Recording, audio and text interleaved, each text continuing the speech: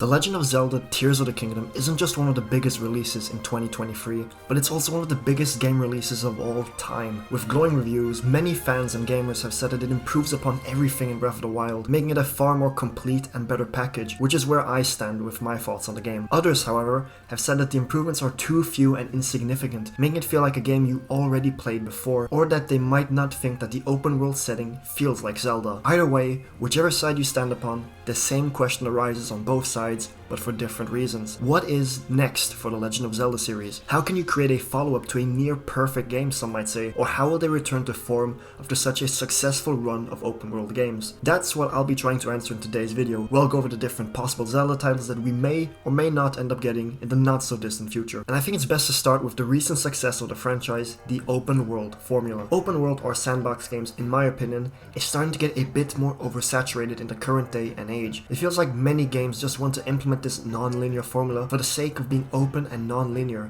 I mean, this year alone, we have Starfield, Hogwarts Legacy, Redfall, Zelda, Spider-Man 2, Atomic Heart, Sons of the Forest, and more released and upcoming games that implement the open world formula. Not all of these examples are bad implementation of the genre, but it's becoming very mainstream, and sooner or later, players might end up feeling burnt out from this genre, unless of course you manage to put a twist on it. Since I think Tears of the Kingdom is practically perfect in its open world design from exploration to side quests, the best course I can see the game doing, if Nintendo decides to continue down the sandbox path, is to change up the map and the gameplay loop. I think changing the gameplay loop would greatly help a new open world Zelda game. The first part that could change is when you get the power-ups. Both Breath of the Wild and Tears of the Kingdom both have these tutorial areas that upon completion, you're rewarded with all the power-ups you're going to need for the rest of the game. I would like to see a Zelda game return to their item roots, so to speak, where you get specific items that help you interact with the world from each dungeon. Yes, Tears of the Kingdom did have the avatar abilities after each temple, but those acted more as buffs to Link moveset rather than actual items. But imagine, you go into a dungeon and you get to use a grappling hook there, or a special bow that maybe changes power depending on the time of day or something like that. And to implement it in the open world, making it more open-ended, you could use the same quest outline at the start of Breath of the Wild or Tears of the Kingdom, where it's at the 4 different sections of the map, but give the dungeons a vague prophecy or something, describing what item you'll be using in each dungeon so that the player knows what they might be getting themselves into. Or at least, that's one gameplay element that I think would drastically change the gameplay loop of an open world Zelda game. Naturally, of course, a brand new map would also do lengths in creating a new experience. Imagine just going around the Great Seas in Wind Waker, completely open world, maybe in Termina even as well. But there can also be other elements that can make a Zelda game like this work. Maybe add some roguelike elements to the game, where Link maybe has a curse or something that keeps him in this endless death loop, where the enemies can also come back from and learn from their mistakes they did in combat with Link. I mean, it sounds unrealistic, which it is, but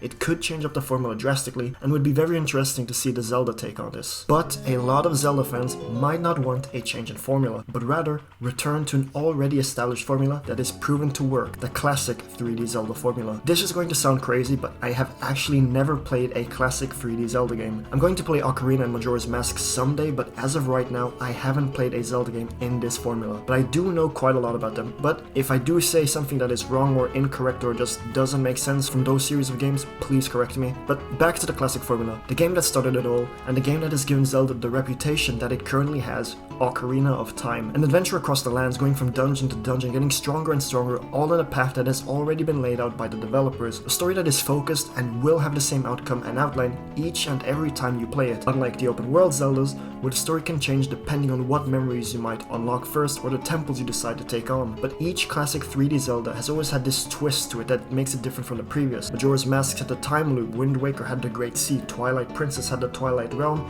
and Skyward Sword, well, it had the sky. What switch up could they do to this formula, taking into account the massive success of Breath of the Wild and Tears of the Kingdom? Well, I see 2 outcomes, but there's one that I think would work a bit better than the other. For one, they could go guns blazing and create the craziest edition that I can't even imagine of. Maybe this wild stealth game, or where there might be multiple timelines going on at the same time in one timeline. And the other idea that I think is a lot more plausible and would be a better decision would be to simply make another game in the exact same style as Ocarina of Time. No funny stuff, just the same formula that worked back then, and slightly change some stuff to make it fit in a more modern gameplay perspective. Ocarina of Time did have the time skip and travel mechanic, but this one wouldn't need that. Maybe go with a minimalistic approach like God of War 2018. Keep the plot super simple, but make the feeling of adventure be impactful, which they are, of course, in any Zelda game, but make it feel like that every moment isn't a dull one of walking, but one where you're constantly engaged in the story and that feeling of adventure. I could could see that working, and it would be quite different compared to other 3D Zelda titles, I believe. Like I mentioned just a bit ago, Nintendo could also go the complete opposite direction, where we might see two outcomes of possible Zelda titles as black and white, they see grey and try something brand new out. And that brings the question, how would a new Zelda formula work, or what would it look like? One of my favorite cancelled Zelda projects is the Sheikah-focused Zelda game that Retro Studios worked on from 2005 to 2008. The game was apparently going to be a lot darker than previous titles and a lot more mature as well from the looks of it. What does a game like this sound like? For me personally, it sounds like this scary stealth game, and that could work. Maybe, just maybe, put Link aside for a bit and focus on the Sheikah. We know that their technology they use in Breath of the Wild, and imagine getting stronger and stronger as the game progresses, where you unlock powers and become like Monkma's Koshia towards the end. That houses lots of potential. Maybe tell the legend how the Sheikah stopped Ganon in a new branching timeline without the Hero of Time. Make it have a narrative focus, an apocalyptic world where Ganon has won, and have it be a superb stealth game. There are other different ideas that the franchise can still make while still remaining true to being a Zelda game in spirit. Maybe that roguelite idea or roguelike idea that I mentioned way earlier in the video. I truly believe that could work, and I know that Nintendo has the creativity to make it unlike any other roguelike game out there, where the enemies could pick up on Link's behaviors and change their attack patterns based on how the player continuously plays the game, leading them to adapt and overcome, or hey, maybe make a turn-based RPG Zelda game. There are tons of characters to choose from, and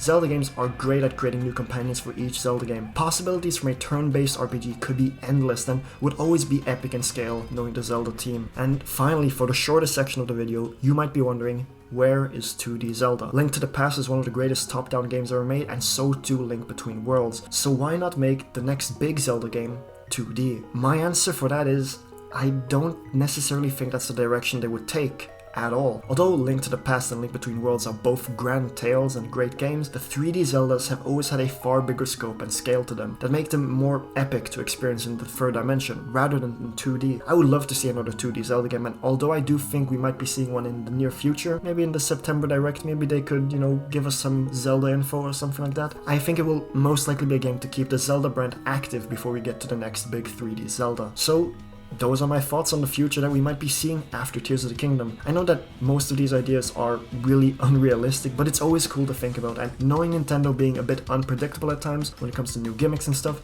these suggestions I came up with might not be fully impossible, but they are, I think. But that's all I've got to add. I personally would really like to see a roguelike Zelda title, but what type of Zelda game would you like to see? Leave a comment with your thoughts down below, and if you enjoyed the video, a like means a lot, and a dislike too if you didn't enjoy the video, as those help me improving my videos for the future. With that said, if you want to see more from me, subscribe comes a long way too, but other than that, I'm going to get some studying done and debate whether I should play Armored Core 6 for the 4th time and 100% the game, or keep on playing Sea of Stars. Regardless, thanks so much for watching all the way to the end. Have a good rest of your day, night, and week. And with that, Storm.